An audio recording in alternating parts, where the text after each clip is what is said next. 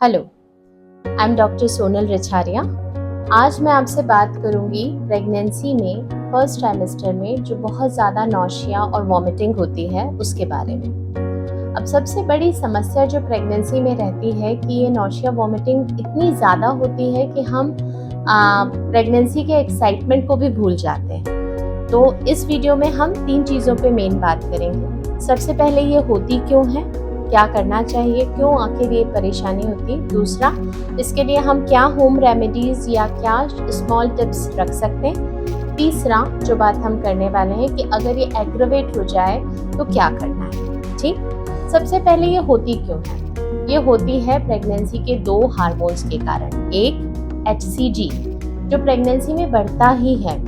ये हार्मोन क्या करता है, हमारे ब्रेन में जो वॉमिटिंग का सेंटर होता है उसको स्टिमुलेट करता है, तो वो बार बार उसको स्टिमुलेट करता है और हमें वॉमिटिंग होती रहती है। दूसरा हार्मोन होता है प्रोजेस्टेरॉन। अब ये प्रोजेस्टेरॉन हार्मोन के कारण बहुत सारी समस्याएं होती हैं, जैसे हमारी आंतों की चलने की क्षमता कम हो जाती है, जिसको हम इंटेस्टिनल मूवमेंट कहते हैं। जो हमारा ईसोफेगस होता है उसका जो रिफ्लक्स होता है, जो इंस्फिक्टर होता है, एक तरह से ये समझ लें ढक्कन जो होता है वो ढीला पड़ जाता है, तो बार बार खाना ऊपर आता है। और जो एक सबसे बड़ी समस्या ये हो जाती है कि हमारे गैस्ट्रिक एम्प्टिंग कम हो जाती है, यानी पेट भरा भरा सा लगता है, पेट जल्दी खाली नहीं होता। ये सब प्रेगनेंसी के हार्मोन्स के कारण होते हैं, इसीलिए ये समस्या तो प्रेगनेंसी में आती ही है, बनी ही रहती है। अब सबसे बड़ी बात ये कि क्या ये बच्चे को अफेक्ट करती है, हर किसी के मन में ये सवाल आता है। तो एक चीज़ आप याद रखें, नौशिया वॉमिटिंग पर से बच्चे को कोई इफेक्ट नहीं करती अगर आप खाना प्रॉपरली खाते रहें। इफेक्ट क्या करता है, अगर आप खाते नहीं हैं, अगर आप लिक्विड नहीं लें, अगर आप फूड नहीं लें, तो वो बच्चे की ग्रोथ को, बच्चे को अफेक्ट करता है। अदरवाइज सिंपल वॉमिटिंग या नौशिया लगने से बच्चे को कोई प्रॉब्लम नहीं होती।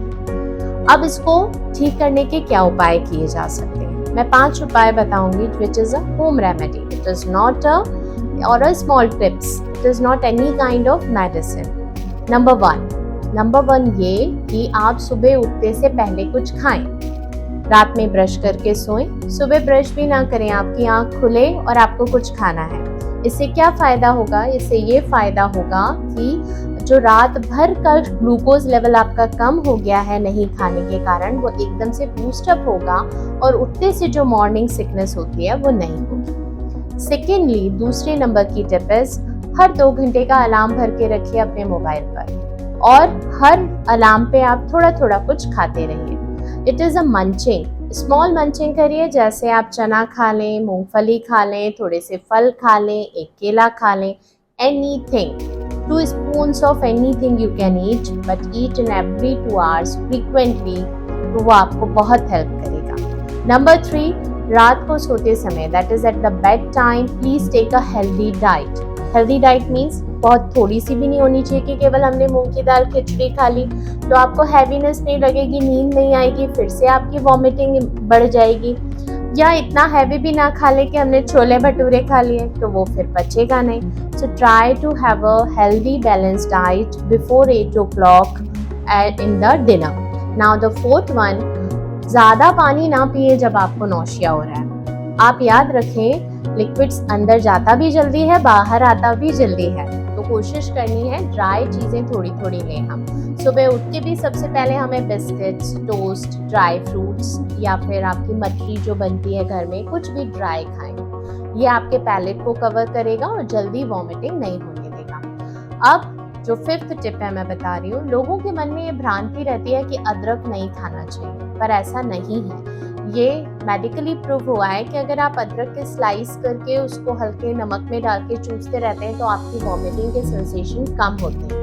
या कई लोग नींबू चूसते हैं तो भी उन्हें अच्छा लगता है, और आंवला, और you can have a mint की गोली ले सकते हैं, या कोई भी स्मॉल संतरे की गोली चूसते रह सकते हैं। It depends on your choice. ये छोटी छोटी चीज़ें भी अगर आप करते हैं तो आपका नौशिया और वॉमिटिंग सेंसेशन थोड़ा कम हो जाता है। फिर जो इंडाइजेशन जो पूरे दिन बना रहता है उसको ठीक करने का सबसे सरल उपाय एक ही है कि आप वॉक ज़रूर करें।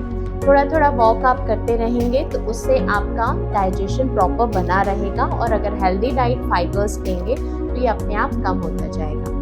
एक बैंड बोला जाता है रिस्ट के नीचे, यहाँ पर एक बैंड होता है। If you press it very strongly तो आपकी वॉमिटिंग एकदम से बंद हो जाती है। It is a small tip from acupressure people. अगर आप चाहें तो ये भी कर देख सकते हैं। So, to reduce nausea and vomiting, what is required is eat frequent healthy meals. That is a small tagline which you should always remember. तो एक सबसे इम्पॉर्टेंट चीज़ यही है कि प्रेगनेंसी को अपना काम करने दें, वॉमिटिंग होने दें, पर आप अपना काम करें। खाना खाना बिल्कुल ना छोड़ें। अगर आपने खाना खाना नहीं छोड़ा तो बच्चे को कोई इफेक्ट नहीं होगा इस नॉशिया और वॉमिटिंग से। एन्जॉय योर प्रेगनेंसी, बिकॉज माँ बनना एक वरदान है। Thank you.